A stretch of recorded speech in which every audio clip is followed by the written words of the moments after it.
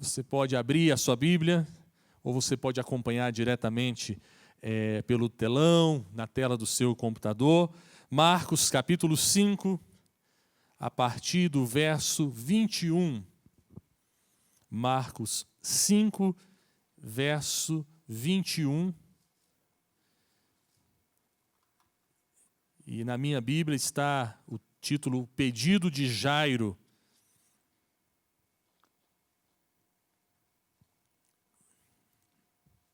Diz a palavra: tendo Jesus voltado no barco para o outro lado, afluiu para ele grande multidão, e ele estava junto do mar.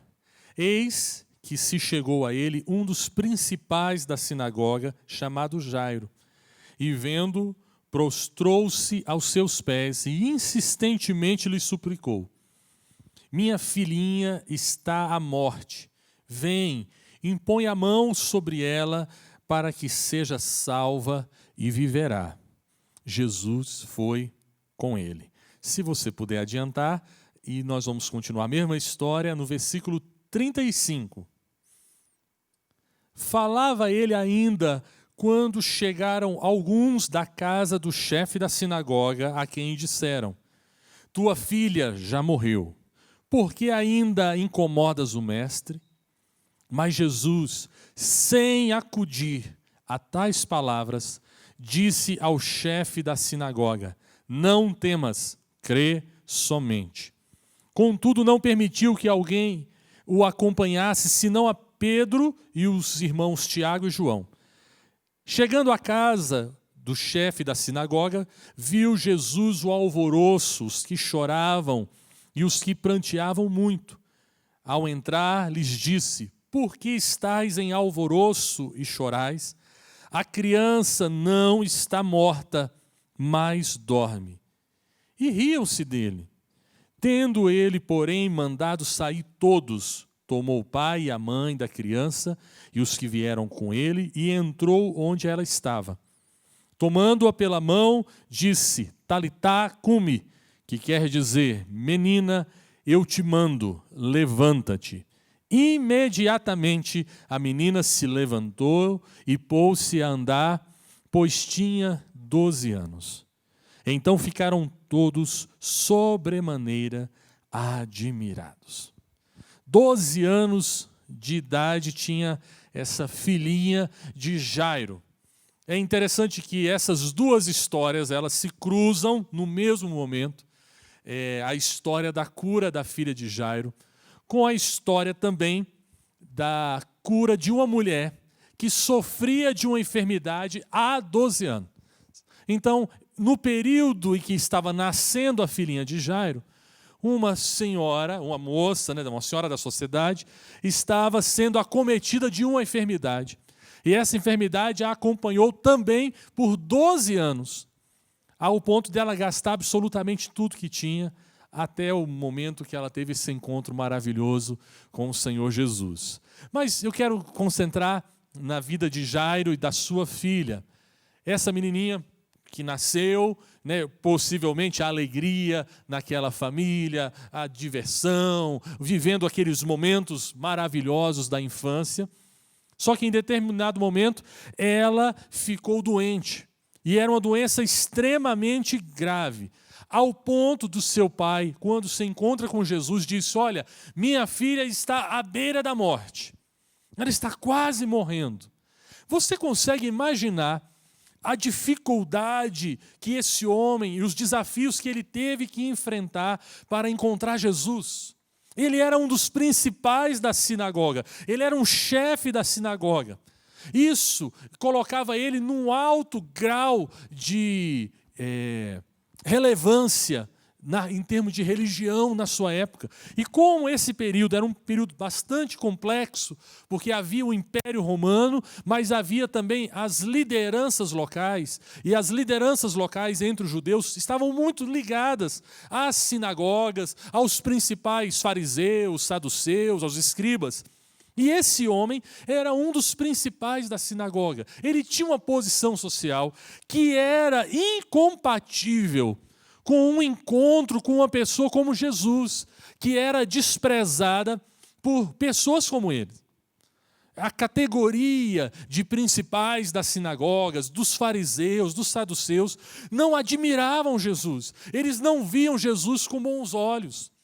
Pelo contrário, eles viam com desconfiança, porque assim como Jesus, que pregava algo novo, algo diferente, já haviam outros que tinham passado pregando e arrebanhando multidões e pregando heresias. E eles estavam ali confusos com toda essa situação e tratavam Jesus com bastante desonra. Mas você consegue imaginar esse homem tendo que passar por cima de tudo isso, de todas as suas convicções pessoais, porque ele sabia que Jesus fazia milagres. Ele sabia que Jesus, apesar da sua fama não ser boa, Jesus era um homem que fazia milagres. E ele passa por tudo isso, e olha que o texto diz que Jesus estava cercado por uma grande multidão. Não deu para fazer como Nicodemos, que procurou Jesus à noite, escondido, para que ninguém soubesse daquele diálogo, daquela conversa. Para esse homem isso não foi possível, tamanha a urgência da sua necessidade. Ele vai, entra no meio da multidão, e ele chega até Jesus, e o texto diz que ele suplica, ele se prostra aos pés de Jesus. Você consegue imaginar o desespero de um pai assim, que está com a sua filha próxima da morte, e ele chega até Jesus desesperado pelas suas atitudes, a gente percebe isso, e ele pede a Jesus, fala, vem até minha casa. E eu acho muito interessante, porque ele diz assim, impõe as mãos sobre ela, para que seja salva, e ela vai viver. Não faltava fé para esse homem. Ele não estava aqui vivendo uma crise de fé, imaginando que talvez Jesus pudesse fazer alguma coisa, diferente daquele outro homem, que tinha um filho que era lunático, e ele chega a Jesus e diz, olha, se puderes fazer uma coisa, se você puder fazer algo por mim, me ajude. Jairo não era assim. Jairo cria, possivelmente pelas histórias que ele já ouvira falar de Jesus. Ele cria que ele era capaz de fazer o que ele estava pedindo. Jesus foi com ele. Você consegue também imaginar a alegria de ter um pedido desse aceito por Jesus? Jesus poderia ter liberado uma palavra de onde estava, como já havia feito outras vezes, mas Jesus vai com ele. E eu fico imaginando, eu não sei se você já esteve numa situação assim que você está com alguém, precisa chegar logo a um lugar, e aí você fica adiantando o passo, e eu fico imaginando aquela multidão meio que atrapalhando, e Jairo, vamos Jesus, vamos ali, gente, abre aí, e Jesus vai andando, para no meio do caminho, porque essa mulher que já sofria dessa hemorragia, toca em Jesus, Jesus parou e disse, olha, alguém me tocou, curou aquela mulher. Eu imagino também a alegria da multidão que estava ali, a alegria daquela mulher, só que nesse momento, Jairo recebe talvez a pior notícia é a pior notícia que um pai pode receber. Jairo está com toda essa esperança, essa expectativa, e ele recebe a notícia daqueles que moravam com ele, dizendo assim, sua filha morreu. Já parou para pensar? Poxa, mas eu imagino que ele tinha tentado todos os recursos da medicina da época, todas as orações que ele poderia pedir para os seus colegas de sinagoga. Eu acredito que ele tenha feito tudo isso. E no seu último, digamos assim, a sua última tentativa, a última cartada era levar aquele Jesus, aquele homem meio controverso para os que estavam vivenciando com ele, para a sua casa, para que ele fizesse um milagre, porque ele já tinha ouvido falar de milagres de Jesus. Só que antes que isso se concretize, ele recebe a pior notícia que um pai pode receber. A sua filha morreu. Só que aí eles disseram, não adianta mais ficar chamando Jesus. Não adianta mais ficar insistindo com Jesus. E aí eu acho interessante que Jesus, ele meio que entrou na conversa dos outros, né? Eles devem ter falado alto, porque diz o texto assim, mas Jesus, sem acudir a tais palavras. Eles não estavam falando com Jesus, eles estavam falando com Jairo, Óbvio que eles deviam estar próximos. Jesus ouviu aquela coisa toda e Jesus não ligou para aquela informação. É interessante que a gente não usa muito o verbo acudir, né? Normalmente nas nossas frases, né? No nosso linguajar diário. Mas o que isso quer dizer? Que Jesus, apesar de ter ouvido, não ligou muito para aquela informação. Não permitiu que as suas ações fossem movidas ou direcionadas por aquele tipo de informação. E nós estamos vivendo num momento muito parecido com esse. Nós estamos sendo bombardeados por notícias de morte, de tragédia, o tempo inteiro. O tempo inteiro. Se você ligar a televisão a qualquer momento e ficar 30 minutos, você vai tomar coincidência de quantas pessoas estão morrendo nesse exato momento, aqui no Brasil, na Europa, na Inglaterra. Isso nunca foi feito com tanta ênfase. E eu não estou dizendo, estou negando os fatos. Está acontecendo, e muitas outras. Infelizmente, há uma concentração num tipo de morte, mas estão acontecendo inúmeras mortes no mundo inteiro. Só que eu quero fazer um convite a você nessa manhã e nessa semana, que é a semana que a gente entra para a semana do Natal. Não presta muita atenção nisso, não. Faça como Jesus, sem acudir a tais palavras. Amém? De repente, você é uma semana... Aí você fala, mas eu não sou desse tipo que vai negar a realidade. Não, não é isso. Jesus não está negando o fato. Jesus não está aqui menosprezando os sentimentos, nem mesmo de Jairo. Mas Jesus tinha convicções no seu coração que nós precisamos ter também. Que essas palavras não são as últimas palavras na nossa vida. E de que os nossos passos não são direcionados por esse tipo de informação, que é verdade, mas que não determina a nossa sorte. A nossa sorte não está determinada por um laudo médico, por mais respeito que a gente tenha. Mas a nossa sorte está nas mãos do nosso Senhor Jesus. A gente não depende tanto de um bom prognóstico. A gente depende, sobretudo, da palavra que sai da boca de Deus. E a gente fica ouvindo essas coisas, e um fala daqui, o outro fala de lá, e isso vai pesando no nosso coração, de todos nós.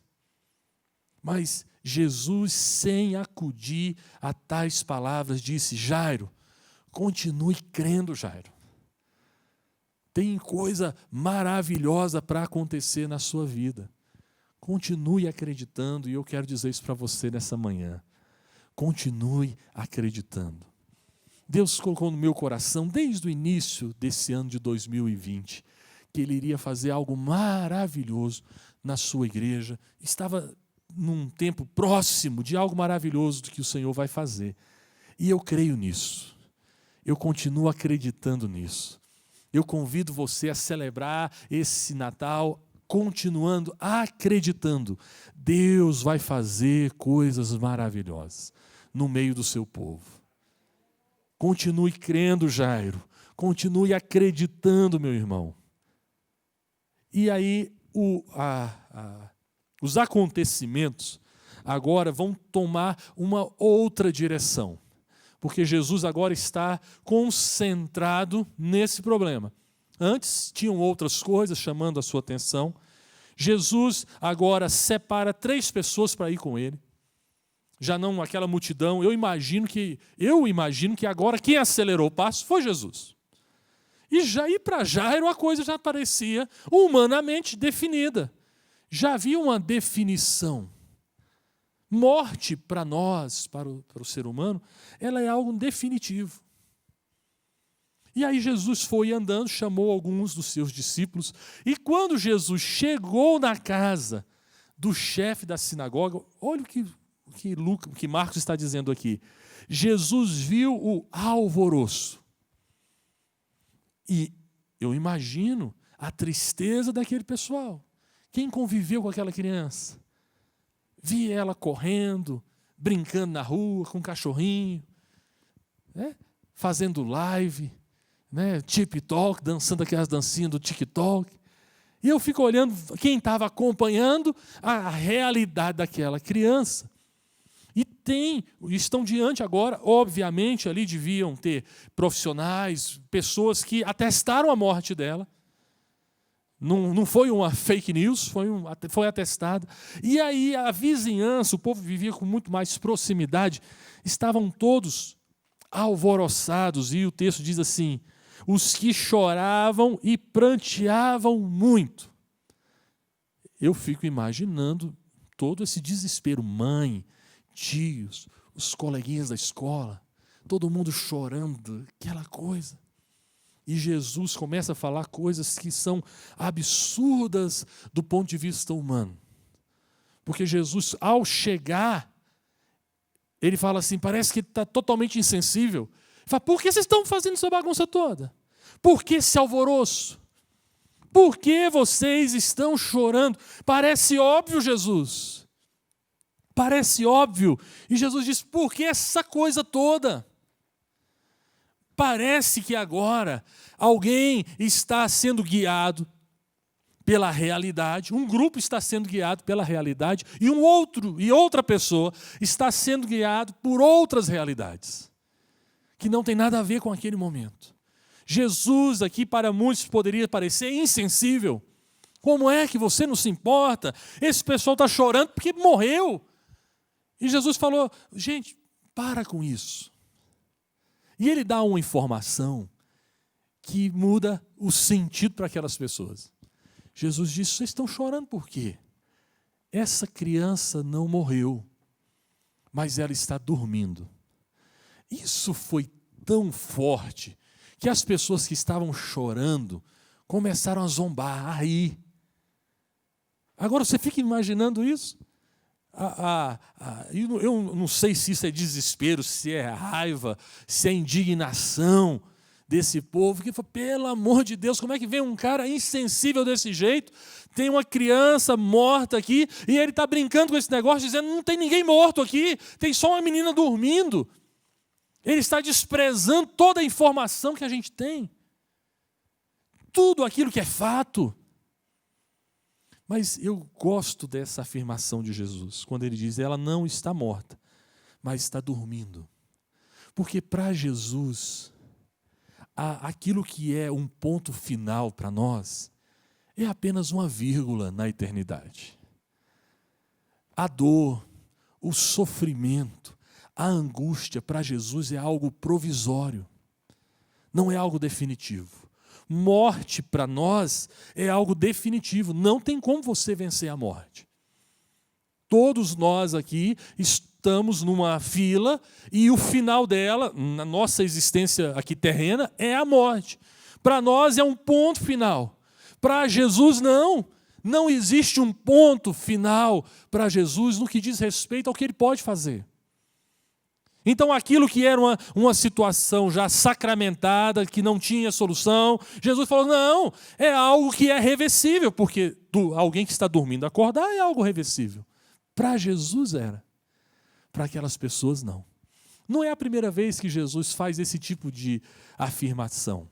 Jesus já tinha falado isso com os seus discípulos, quando ele ficou sabendo da morte de Jairo. Jesus ficou sabendo primeiramente da enfermidade de Jairo, da gravidade da enfermidade. Ele ainda demora um pouco. E aí ele ele diz para os seus discípulos, na verdade, diz, olha, vamos até lá, porque nós vamos ressuscitar Lázaro. E os discípulos ficam meio complicados, falando que negócio é esse de ressuscitar. Tal. Aí Jesus começa, aí ele fala assim, nós vamos acordar a Lázaro. Aí os discípulos falam, Jesus, será que não tem ninguém para acordar o Lázaro lá? Precisa da gente. Aí Jesus falou, não, gente, calma, na realidade de vocês, ele morreu, mas eu estou indo despertá-lo.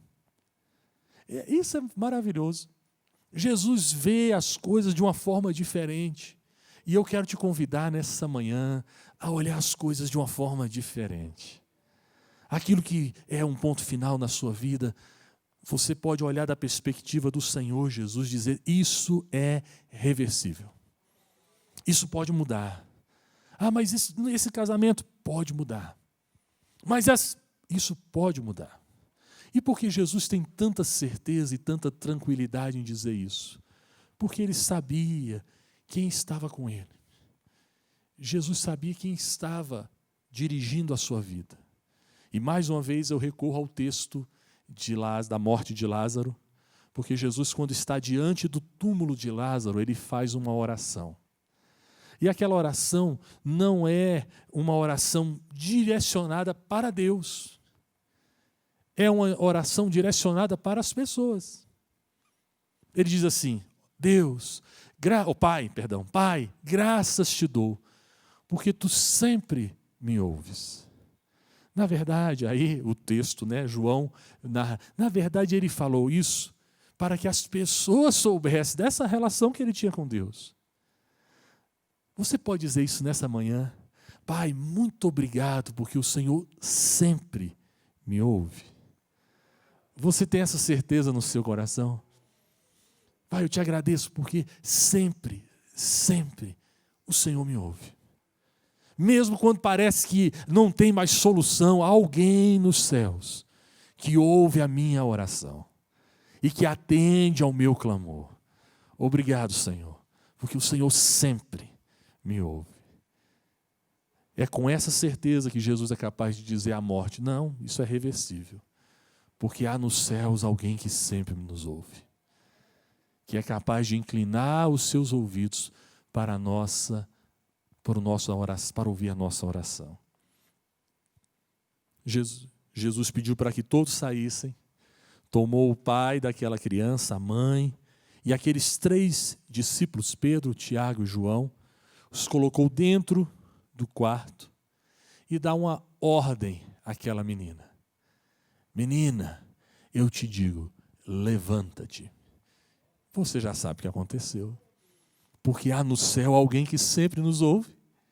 E esse Deus que está nos céus, o nosso Pai, tirou aquela menina da morte, trouxe ela à vida. E Lucas, pelo seu perfil médico, disse que ela não apenas acordou, como ela comeu também, provando para todos que Jesus tem o poder sobre todas as coisas. Que a última palavra é do Senhor Jesus.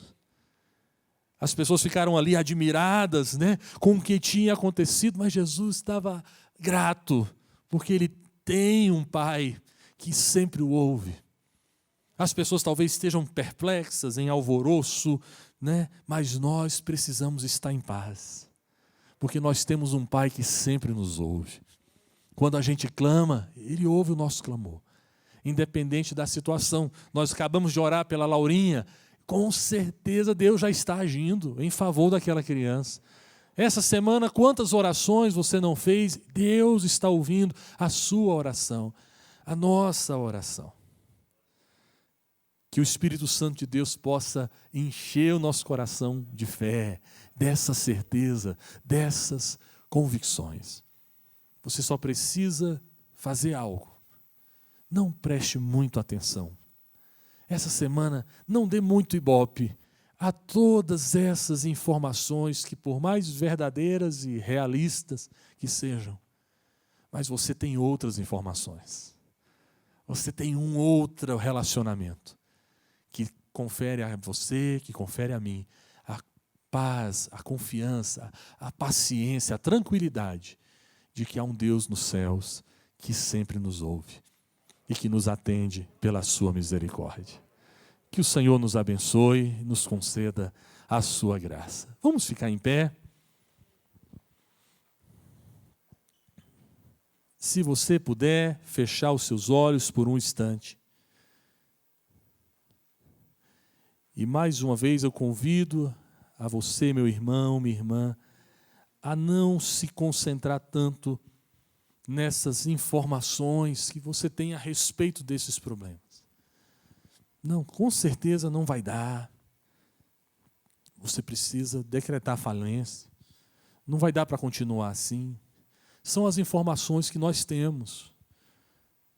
Você não vai viver por muito tempo. Essa doença, ela vai prejudicar a sua vida. Você tem tantas informações e eu não estou aqui ignorando essas informações. Eu só peço que por um momento você, como Jesus Cristo, não releve essas palavras. Não leve tanto isso em consideração. Porque esse momento não é o momento em que impera a realidade. É o momento em que impera o sobrenatural. Aquilo que Deus pode fazer. O que dita as regras nesse exato momento. Não são os fatos tão somente, mas o que dita as regras para esse exato momento é a palavra e a vontade do Deus Criador de todas as coisas. Do Deus que está aqui nesse lugar. Louvado seja o nome do Senhor.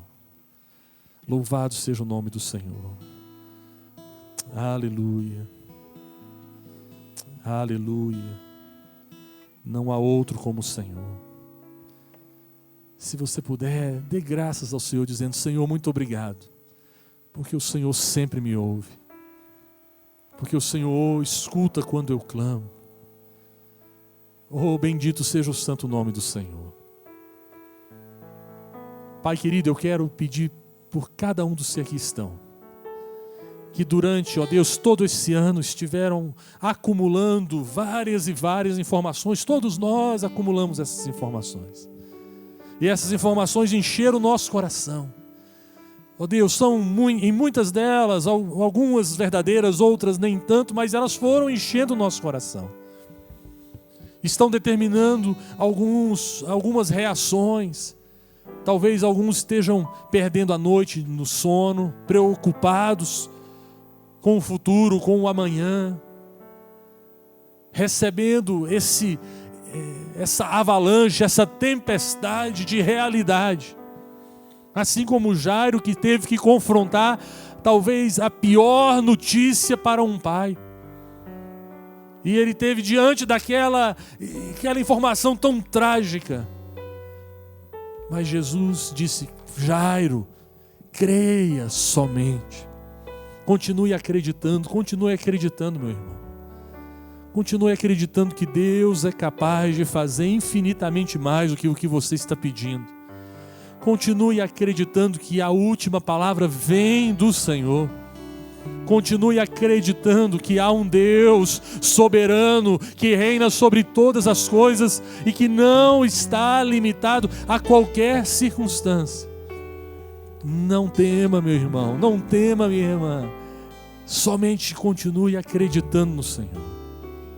Porque isso que para nós é definitivo, que para nós não tem solução, para Deus é apenas algo passageiro, transitório. Nós confiamos em Ti, Senhor. Graças te damos, Senhor Jesus. Graças te damos, ó Deus, nosso Pai, porque o Senhor sempre nos ouve.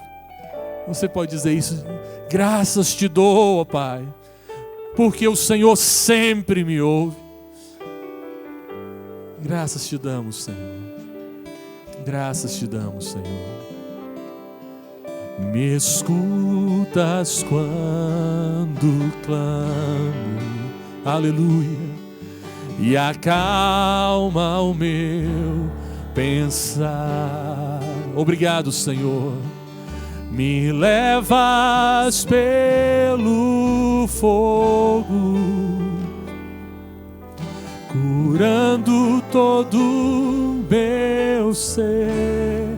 Diga ao Senhor: confio em Ti. Diga mais uma vez: confio em Ti.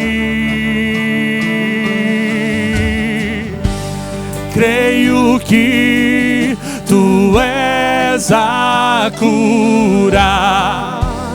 Creio que és tudo para mim. Aleluia. Sim, Senhor. Creio que Tu és a vida. Creio que não há outro igual a Ti. Jesus, eu preciso de ti.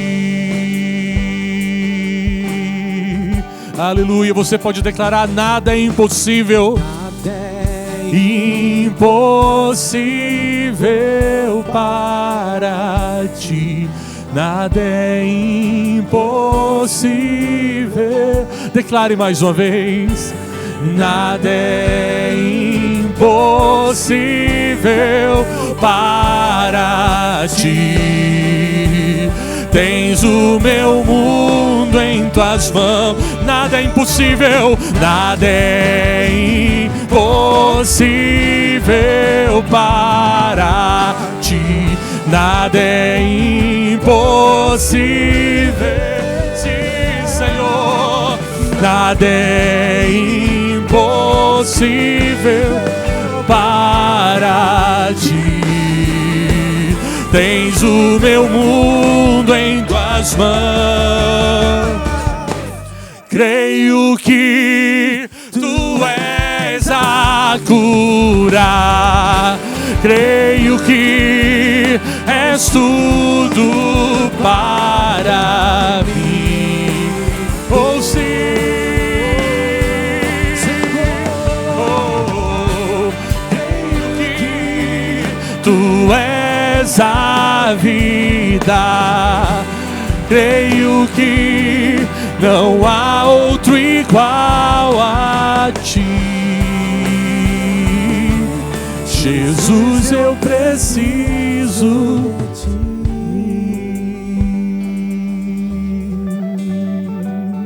Aleluia, bendito seja o nome do Senhor. Você pode aplaudir ao Senhor que está nesse lugar. A Ele a honra, a Ele a glória, a Ele o louvor para todos sempre. Nada é impossível para ti, Senhor. Nada é impossível para ti, Senhor. Aleluia. Aleluia. Louvado seja o nome do Senhor. Obrigado, Senhor, por essa manhã. Obrigado por cada vida que o Senhor mesmo trouxe. Obrigado por aqueles que estão nos acompanhando, ó Deus, através do YouTube, mesmo que estejam enfrentando situações aparentemente insolúveis. Nós queremos declarar que para o Senhor não há nada impossível. Nada que o Senhor não possa fazer. Não há situação definitiva quando se tem um Deus que é ilimitado. Louvado seja o santo nome do Senhor. Que a graça do nosso Senhor Jesus, o amor de Deus e as eternas consolações do Espírito Santo sejam sobre nós e sobre todo o povo de Deus espalhado pela terra, hoje e sempre. Amém e amém. Deus abençoe a sua vida rica e abundantemente.